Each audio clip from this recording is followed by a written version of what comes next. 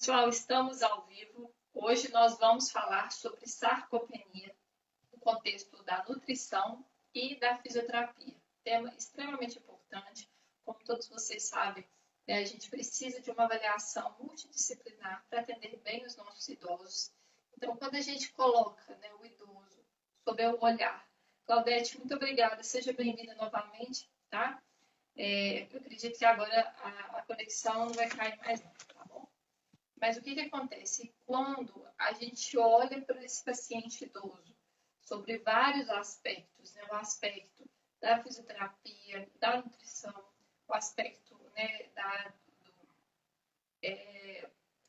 dos educadores físicos, o aspecto da terapia ocupacional, ou seja, quando cada especialidade consegue voltar esse olhar para esse paciente idoso e ver que esse paciente idoso ele não é um adulto com cabelo branco, eu acho que isso que é importante a gente citar aqui, que o idoso ele tem as suas particularidades, isso de alguma forma faz com que nós tenhamos um melhor atendimento e esse idoso tem melhores resultados no nosso tratamento, tá?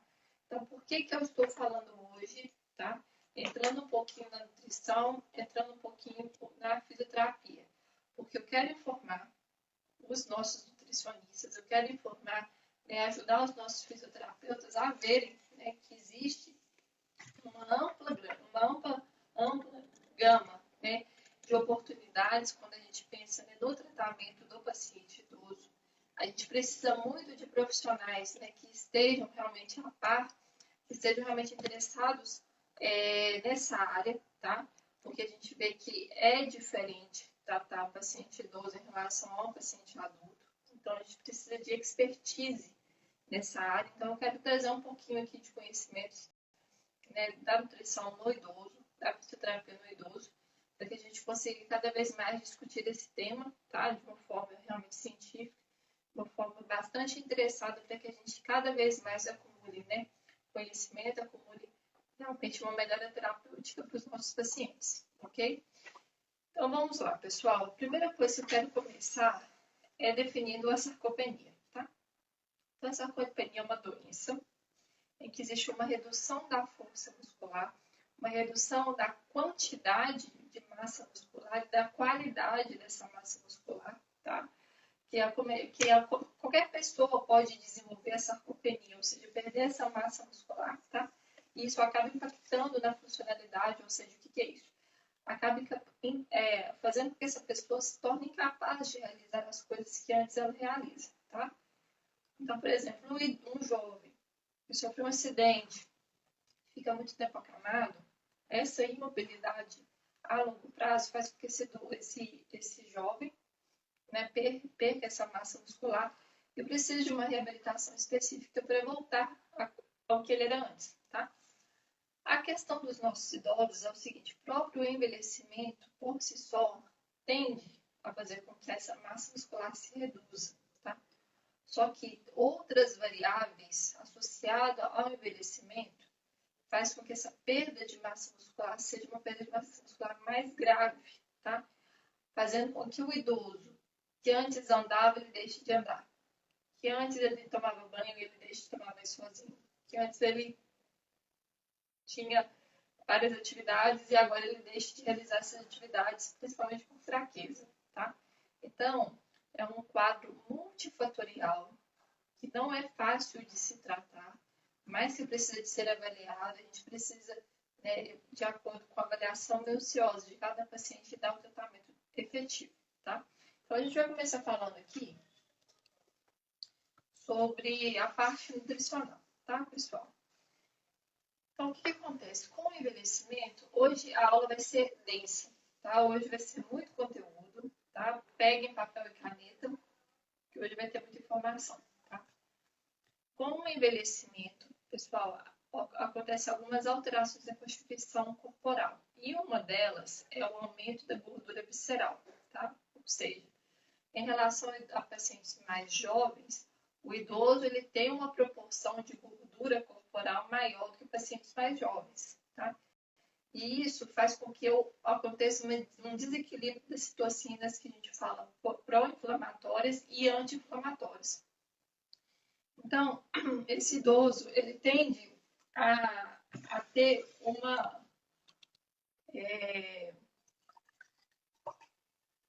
ele tende a ter mais fatores inflamatórios no corpo dele.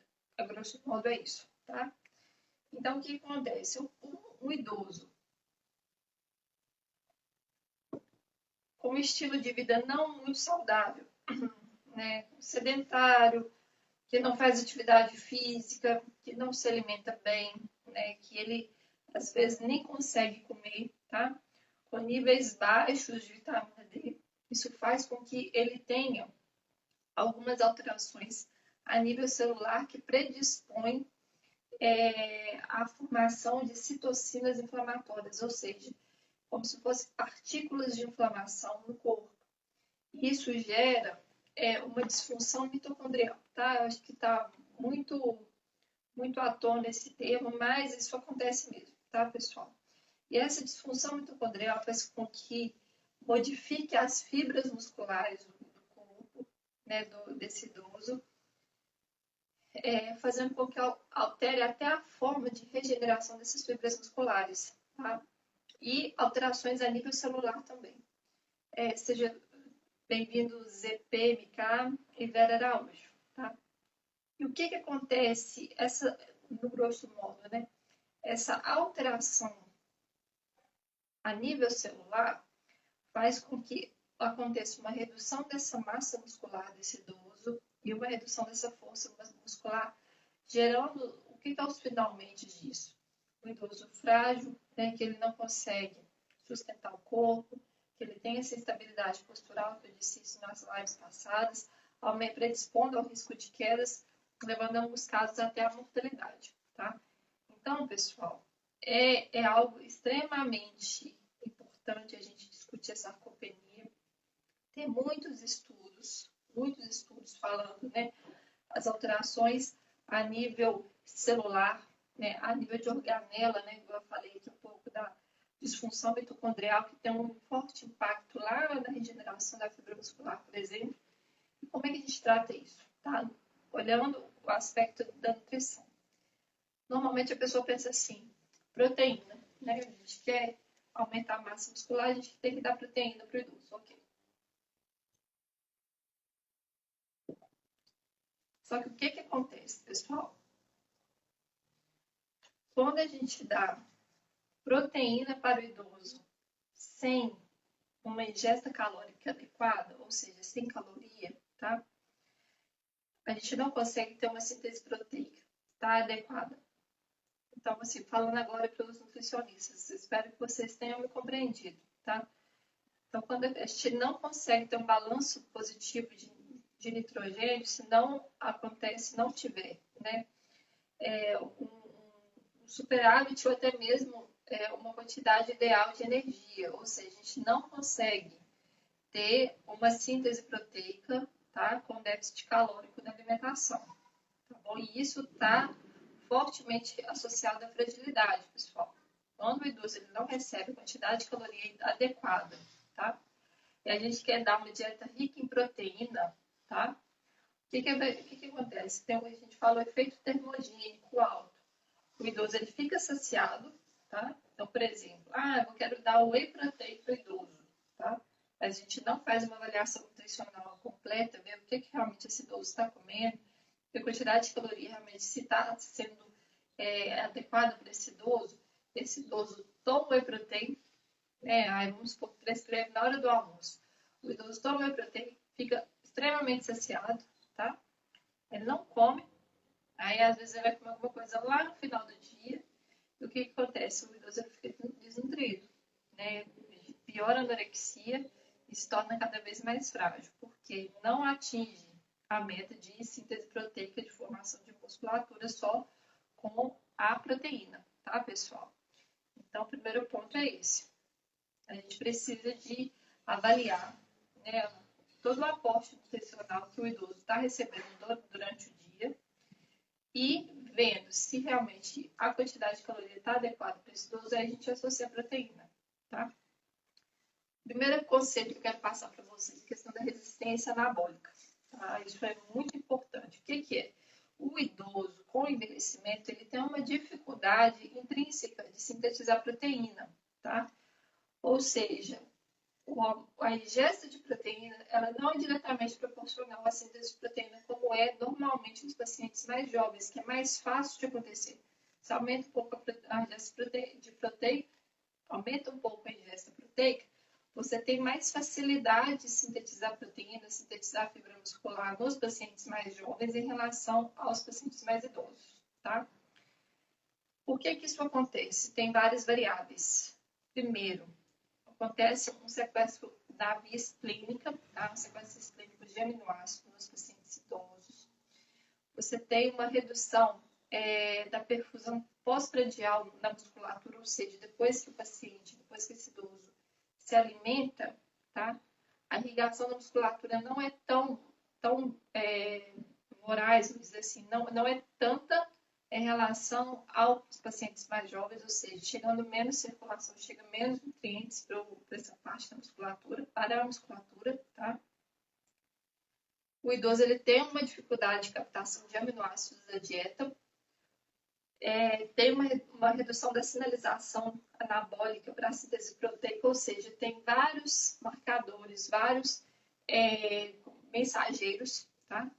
Que ajudam a direcionar, tá? A síntese proteica, só que no paciente idoso isso não é tão ativo como no paciente mais jovem. E o idoso normalmente tem um pouquinho da redução da digestão e absorção. Isso dificulta também a síntese proteica. Só que houve um estudo muito interessante, tá? Que ele avaliou o seguinte. A porcentagem, acho que era 10 gramas de proteína. Fizeram um estudo comparando pacientes mais jovens e pacientes idosos, recebendo 10 gramas de proteína, e eles viram essa diferença, tá?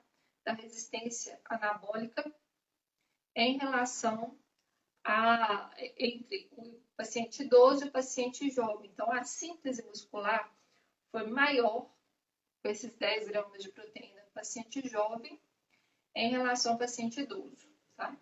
Só que aí eles fizeram um teste com 20 gramas de proteína. Então, quando eles dobraram a oferta de proteína, tá, para esses dois grupos, paciente mais jovem e paciente mais idoso, acabou que no final das contas a síntese proteica dos dois foram iguais. Aí o que esse estudo concluiu? Tá? Ao oferecer uma quantidade maior de proteínas, tá, a gente pode tentar reduzir essa resistência anabólica. Esse é o primeiro conceito. Tá? Então, além de aumentar o aporte de proteína para esse paciente idoso, para diminuir essa dificuldade intrínseca de síntese de proteínas, existem alguns fatores que talvez a gente pode controlar, que podem ser modificados, tá? Para que a gente ajude esse idoso a ganhar mais massa muscular. Então, primeira coisa, melhorar a atividade física, que eu vou falar isso na segunda parte da aula, tá?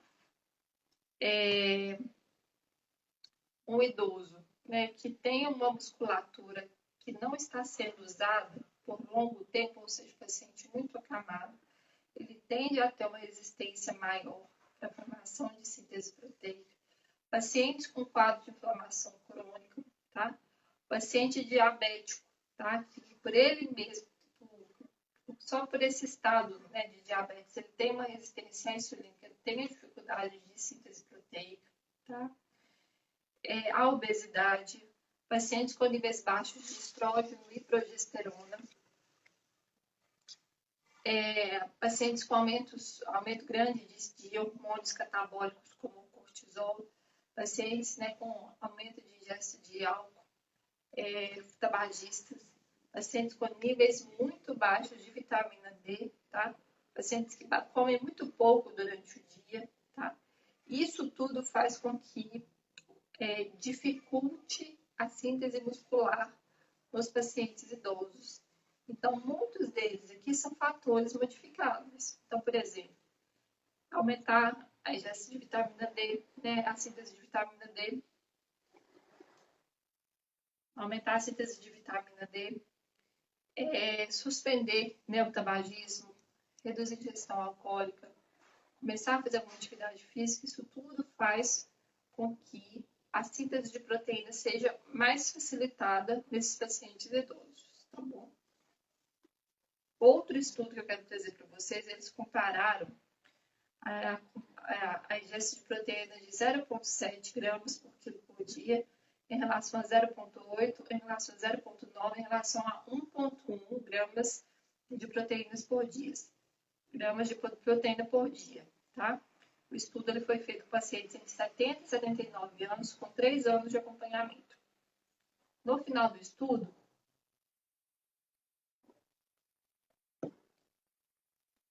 foi observado que os pacientes que receberam mais proteína, ou seja, 1,1 gramas de proteína por quilo por dia, eles conseguiram ganhar mais massa muscular, tá?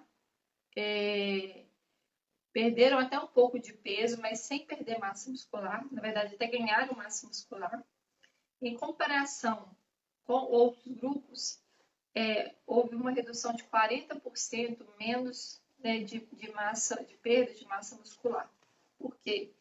Os outros grupos perderam tanta massa muscular, tá? Que a porcentagem, no final das contas, de perda foi 40% menor. Então, a gente vê assim, que o aumento da quantidade de proteínas é de fundamental importância para a gente ganhar ou pelo menos preservar a massa muscular. Tá? Eles avaliaram que o indivíduo que recebeu, o grupo que recebeu 0,8 gramas de quilo de proteína por dia, houve uma perda de massa muscular e perda de força muscular, mesmo em indivíduos bem nutridos, tá? Seja bem-vinda, Mara. Estou falando um pouco sobre sarcopenia no aspecto nutricional. Então, o que acontece? Mesmo que esse indivíduo, né, seja bem nutrido, mesmo que esse idoso seja bem nutrido, nesse estudo observou-se que se ele não recebe uma quantidade certa de proteína, ele acaba perdendo massa muscular e perdendo força, tá? E isso é muito importante, porque às vezes a gente pensa assim, não, meu pai está comendo muito bem, minha mãe está comendo bem todas as refeições, só que o idoso, ele tende a comer menos carne, a aceitação de carne, por exemplo, é menor. Então, às vezes ele está até comendo todas as refeições. Mas no final das contas, se a gente for ver realmente a quantidade de proteína, de gramas de proteína que ele recebe durante o dia, isso é muito pouco, tá? E mesmo que ele esteja bem nutrido, se ele recebeu, nesse grupo que recebeu 0,8 gramas por quilo de proteína por dia, ele acabou perdendo massa muscular e força, tá? Então, pessoal, qual que é a recomendação? O idoso forte, robusto, tá? Que ele é independente, né? Eu vou pegar o exemplo do meu avô, o senhor Caetano. Ele tem que receber pelo menos de 1 a 1,2 gramas de quilo de proteína por dia, tá? Para ele não, pelo menos, manter a massa muscular e manter a força dele. O idoso com doença aguda, por exemplo, idoso com Covid, tá?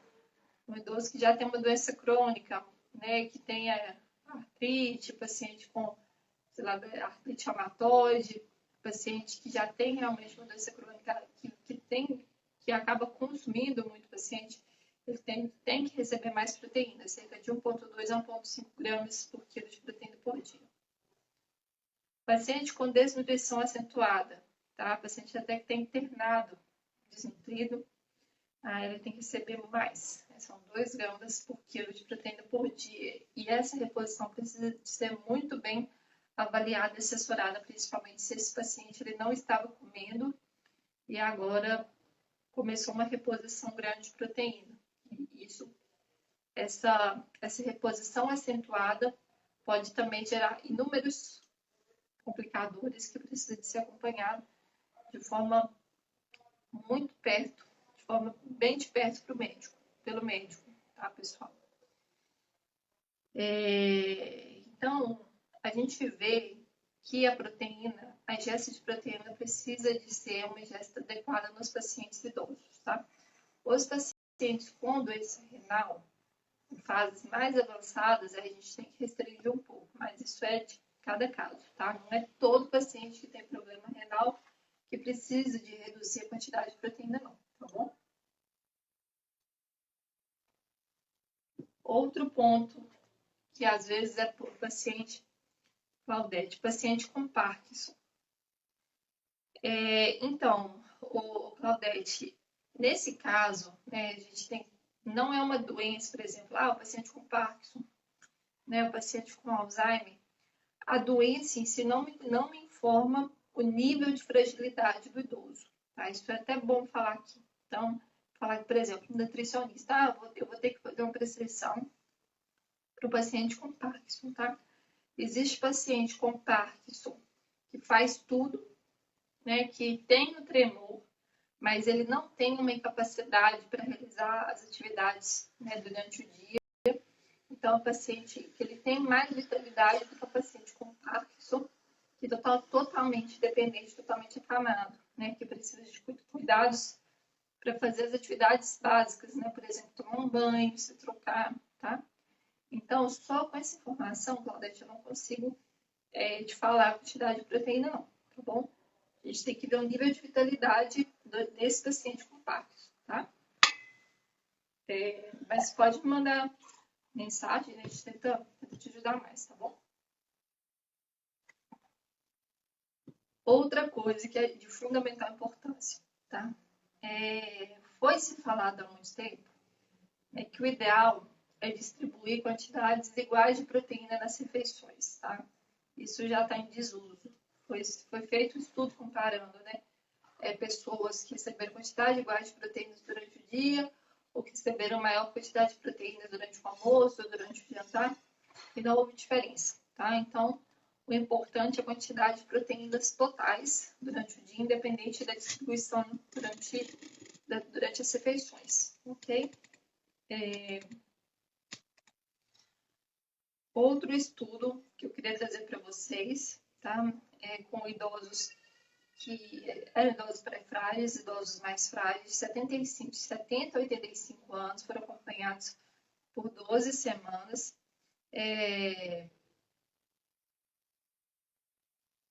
Que com o ajuste, né, de proteínas, eles melhoraram bastante, tá? A massa magra particular, ou seja, sustentação do tronco, e melhorou o teste de caminhada, tá? Então, assim, quando a gente pensa, né, nessa questão da ingesta de proteína, a gente vê que realmente tem uma melhora, tá?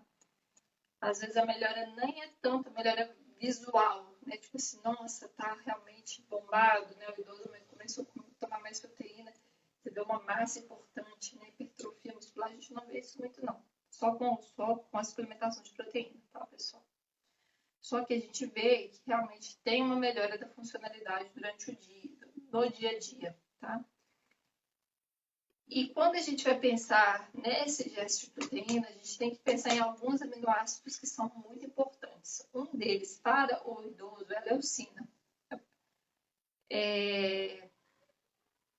Na verdade, proteína, né? Eu falei aminoácido, mas aqui a leucina, ela tem uma proteína de mais rápida digestibilidade, tá? Que tem o conceito. Aqui a gente tem o conceito de digestibilidade. Ou seja, no paciente mais idoso, mais jovem, a gente dá mais caseína, que é uma proteína que tem uma digestão mais lenta, tá? Mas nos pacientes idosos, a gente tem que pensar numa proteína de digestão mais rápida, tá? Então, a gente opta pela leucina. Então, a leucina ela estimula a deposição de proteína muscular mais eficazmente, tá, do que a caseína. Então, só uma dica aqui para passar para vocês. A leucina, ela ajuda a melhorar a massa, a força e a performance muscular, tá bom? Qual que é a quantidade e o que acontece? Desculpa, pessoal, falei que a leucina proteína é um aminoácido, tá? É um aminoácido essencial de origem animal, tá? Essa leucina ativa a síntese proteica, tá bom? Foi feito um estudo com pacientes de 70 a 89 anos, saudáveis, com 2 anos de seguimento em relação ao placebo, e foi visto, tá, que a leucina realmente melhorou a massa, a força, a performance muscular. E a quantidade ideal para idosos é cerca de 2,5 a 2,8 gramas de leucina por refeição, tá bom? E o que acontece? Alguns alimentos têm leucina. Então, por exemplo, a gente quer uma quantidade de 2,5 a 2,8 gramas de leucina por refeição. Em 100 gramas de ovo, a gente tem mais ou menos 1 grama de leucina, tá? Ela está mais presente em carnes. Por exemplo, na carne de frango, então, a cada 100 gramas tem 1,6 gramas de leucina. Carne de porco, tá? A cada 100 gramas tem 2,2 gramas de leucina, que é praticamente a quantidade que a gente precisa por refeição, tá? Outro fator que a gente precisa, né, de acompanhar, que a gente precisa de saber, é o HMB, que é o beta-hidroxibeta-metilbutirado, tá? Cerca de 5% da leucina é convertida, tá, no HMB.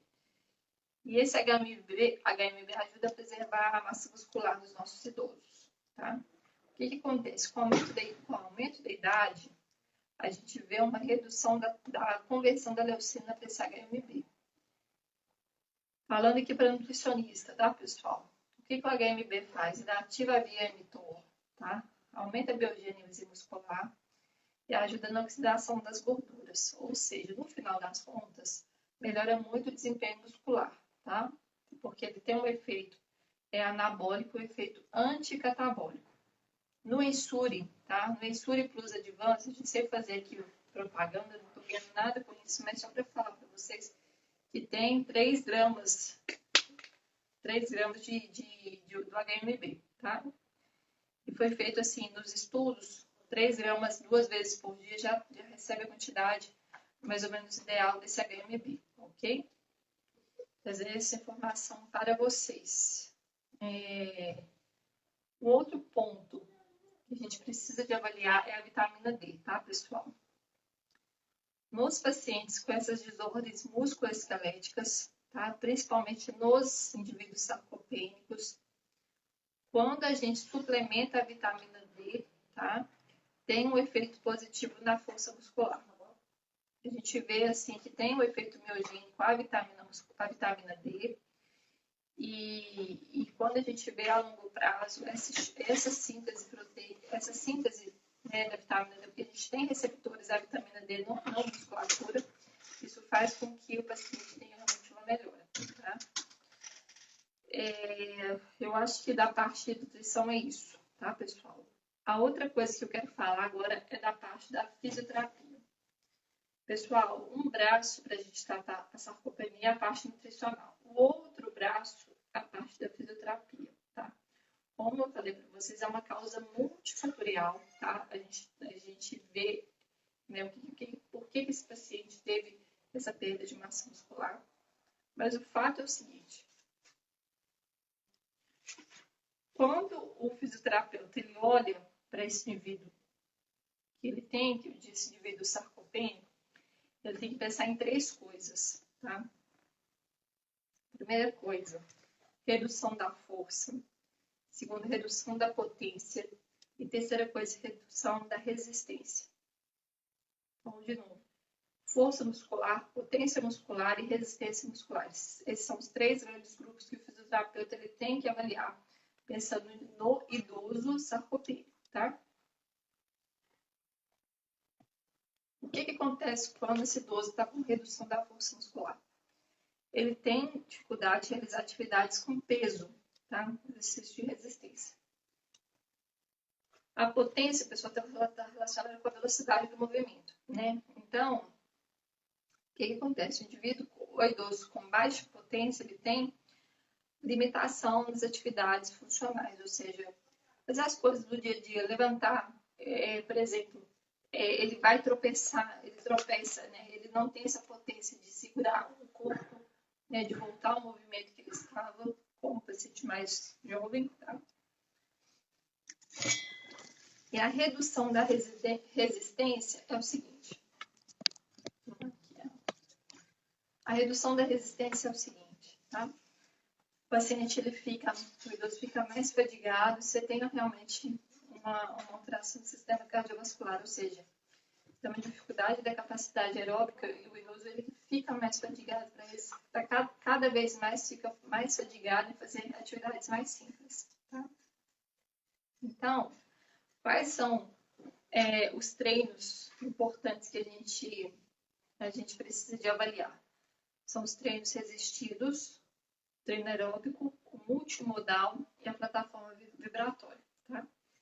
Só antes disso, eu queria passar dois pontos. Tá? Quando a gente pensa na força muscular, existem alguns testes, né? Na diretriz fala assim, avaliar o teste de pressão ou o teste de levantar e sentar da cadeira. Tá? Um ou outro. Só que, quando a gente só faz o teste de pressão palmar, para a gente ver a força muscular da mão, no final das contas, ele não tem relação com a força total do corpo. Tá? Então, às vezes, o paciente ele pode ser muito fraco, mas tem uma força na mão boa. Ou o contrário. Tá? Então, o que é melhor fazer? Fazer o teste de força de pressão. Tá? Eu espero que vocês saibam, mas se não souber, me avisem que eu faço outra live só com esses testes. E o segundo teste é o teste de levantar e sentar da cadeira. Tá? Eu acho que com esses dois, a gente consegue avaliar bem a força muscular do paciente. Ok? Segundo ponto, além da força, a gente avaliar a gravidade, tá? Dessa sarcopenia. O principal teste, tá? É o SPPB, tá? Que é uma bateria de testes que vai avaliar principalmente o equilíbrio, a força muscular dos membros inferiores e a velocidade de marcha. Que esse teste seja o teste mais completo e que pode realmente avaliar melhor o paciente. E o tratamento de primeira linha são os exercícios, né, da sarcopenia. O tratamento de primeira linha da sarcopenia são os exercícios. Porque os exercícios ele vai recrutar mais unidades motoras, vai ajudar a síntese proteica, tá? Foi-se visto que o músculo é um órgão endócrino, é o maior órgão endócrino, né? Porque ativa miocinas que sintetizam interleucina 6, que tem uma ação anti-inflamatória e que ajuda na gliconeogênese, tá? Na verdade, na glicogenólise, desculpa, na lipólise e na angiogênese, tá? Então, vou trazer esse conceito, essas informações, que para muita gente é novidade, tá? Além disso, os exercícios, ele reduz a infiltração do tecido adiposo, aumenta a atividade mitocondrial e a vascularização, tem uma redução do perfil pró-inflamatório, reduz o estresse oxidativo e acaba realmente melhorando bastante a funcionalidade do idoso, ok? Então, quais são os exercícios, né? Quais são os tipos de treino? Primeiro é o treino resistido, tá? Que basicamente usa a força extensora, né, com progressão de carga, tá? Ele é seguro, ele é eficaz para ganho de massa muscular, força muscular e funcionalidade. E ele ativa essas miocinas, que no final das contas facilita muito, né, a síntese proteica, tá? E qual que é a intensidade, né, desse cálculo, para a gente avaliar a resistência muscular, né, desse treino resistido? Então, a primeira coisa, a gente tem que avaliar a máxima carga que esse indivíduo faz, que esse idoso faz, para fazer uma amplitude completa do movimento. Então, por exemplo, a gente pegou o idoso, deu 3 quilos para ele conseguir fazer, para ver se ele consegue fazer bem o movimento, sem fadigar, sem sentir dor. Então, vamos lá, o idoso conseguiu exercício de bíceps, tá? O idoso ele pegou 3 quilos de peso, conseguiu fazer bem esse movimento, tá? Nossa, conseguiu, tá ótimo, 3 quilos. Aí a gente vai avaliar, a gente quer fazer exercício com alta intensidade, moderada intensidade ou baixa intensidade. Se a gente quiser fazer para esse idoso, prescrever um exercício com alta intensidade, a gente pega 75%, tá? Dessa resistência muscular. Se for de moderada intensidade, 55% a 75%. Se for baixa intensidade, menor que 55%, ok? Então, como que a gente vai prescrever esse treino resistido? A gente tem que olhar vários fatores, tá? Primeiro, qual o grupo muscular que eu quero ativar? Qual é o tipo de resistência? Quais são as sequências do exercício? Qual que é a velocidade do movimento que eu quero? Quais são os números de série e repetição? Qual que é a duração do movimento? Qual é o tempo de repouso, que é muito importante, né? qual é a frequência de sessões, tá? E a gente vê, assim, uma melhora significativa, né, quando a gente observa o idoso, né, fazendo exercícios regulares, né, conforme foi orientado, 8 semanas, tá? Na frequência de 2 a 3 vezes por dia, no intervalo de 1 a 3 minutos por série. Então, a gente vê uma melhora significativa, né, de acordo com essas orientações, a partir de 8 semanas de treino, tá? Quando a gente pensa na potência muscular, a gente tem que pensar na força e na velocidade de movimento que eu quero fazer, tá? Então, nesses casos, a gente utiliza baixa carga com muitas repetições, tá? Que é o contrário do treino resistivo. Então, a gente vê que realmente tem, sim, um aumento, uma melhora da funcionalidade, tá? Obviamente, o outro treino, né, a gente vê uma maior síntese, né, muscular, pela resistência, né, mas nesses treinos de potência muscular tem uma melhora da funcionalidade.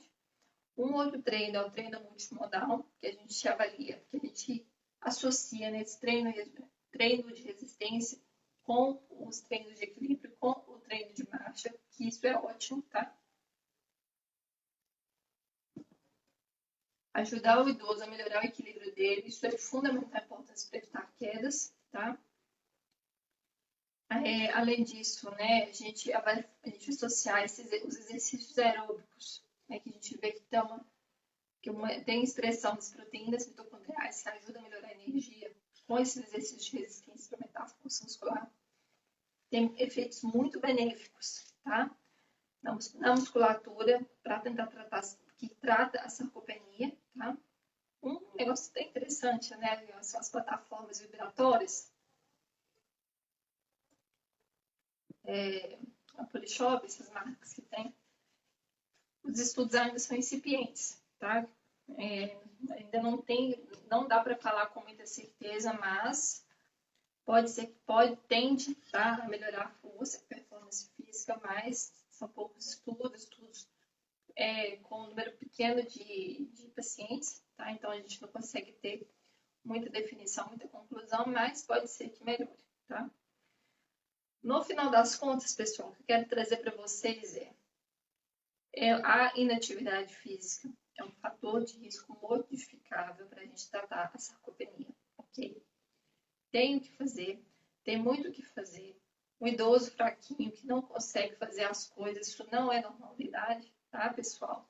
Procurem ajuda, nutricionistas, né, fisioterapeutas se informem, busquem mais informação sobre os nossos pacientes idosos, porque um treino de adulto não é um treino de idoso, tá? Então, assim, a gente vê melhora significativa, mas a gente tem que entender muito as particularidades dos nossos pacientes idosos, ok?